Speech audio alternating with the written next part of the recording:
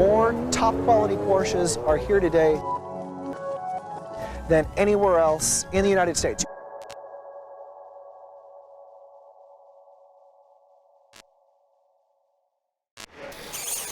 In 1955, 190 people shared a dream. Today, that dream drives over 167,000 forward.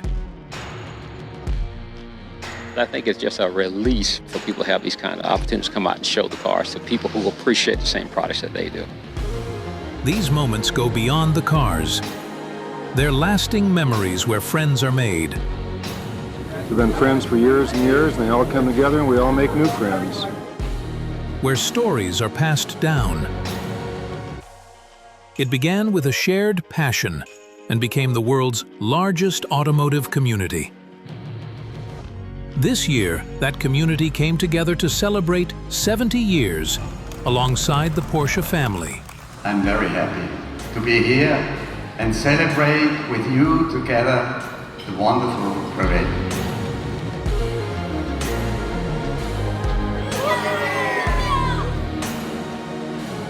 Every car tells a story of passion, pride, and a family united. The spirit of community that began in 1955 still drives us, and always will.